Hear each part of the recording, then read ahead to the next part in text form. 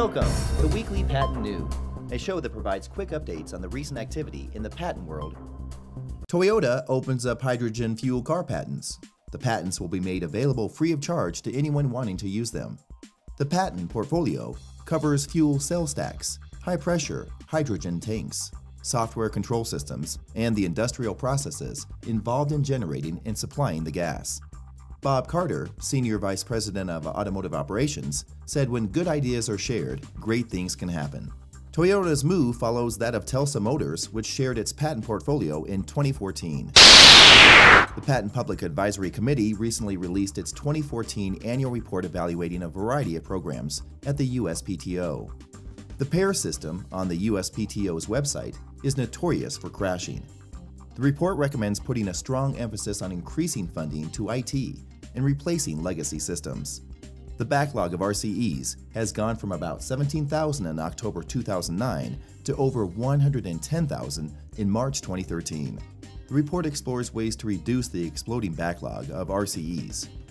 Further, the report encourages increasing use of second non-final rejections, improving the quality of final rejections, and increasing consideration of after-final amendments. Patent troll Lodsys is probably dead as its domain has expired. The company held 4 U.S. patents owned by Daniel Abelow. The one-man company seems to have run out of money. The killing blow came from Kaspersky Lab, which refused a settlement of licensing deal. After that, Lodsys has not issued any new lawsuits anywhere in the United States. Lodsys states that it is not a corporate subsidiary of Intellectual Ventures, contrary to speculation from media sources. ITC is involved in a dispute between Align Technology and ClearCorrect Operating, related to scanning teeth to produce digital files, which are then used to 3D print teeth. ClearConnect produced the original teeth scans in the United States, but subsequently sent the files to Pakistan. There, the digital data sets were converted to 3D models, which were then sent back to ClearConnect, where the actual molds were 3D printed. ITC found that the digital datasets produced using Align's patented method must be considered articles. Therefore, ClearConnect imported articles from Pakistan and violated Align's patents. This design by the ITC has tremendous implications where 3D printing technology is concerned. Apple patented a system for detecting emergency situations, including automotive accidents, attacks in a dangerous area at night, and medical emergencies. The iPhone uses GPS to determine that the device suddenly stopped moving with a deceleration exceeding a specific threshold. In response, the device automatically makes a telephone call to emergency services and emits an alarm to attract nearby people who might be capable of rendering aid.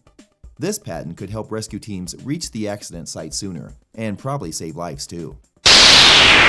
Apple has been granted a patent for a flexible phone that can be deformed, twisted, and even bent in half.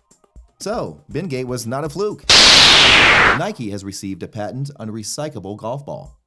The invention comprises a golf ball from which the cover can be separated so that the rest can be reused or recycled. Let's move on to the courtroom section. The ongoing battle between Federal Circuit and the Supreme Court is getting interesting. For Silicon Valley tech giants, Federal Circuit has gathered unprecedented influence, often having the last word in the epic patent battles.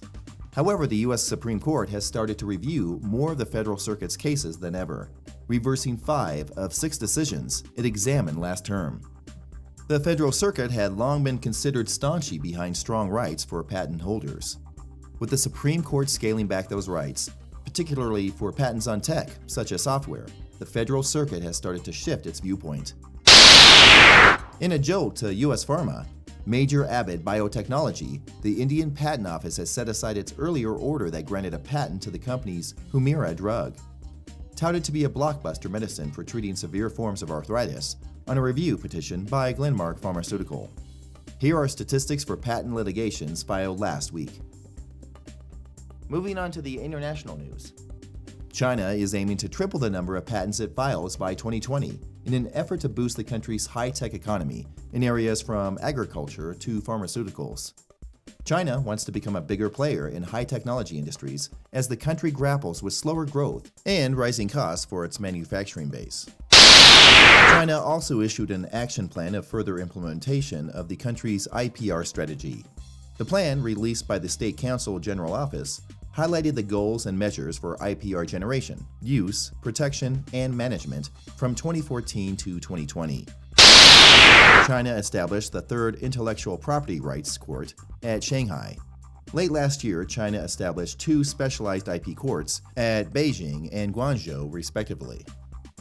It is time for this day in patent history. On January 6, 1925, agronomist George Washington Carver was granted a patent for cosmetics. On January 7, 1913, a patent was granted to William Burton for the manufacture of gasoline. Thanks for liking and sharing the video. Please subscribe to our channel by clicking the big red button to receive updates on new videos uploaded every week. If you are viewing this video on a mobile phone, please find the subscription link in the description below.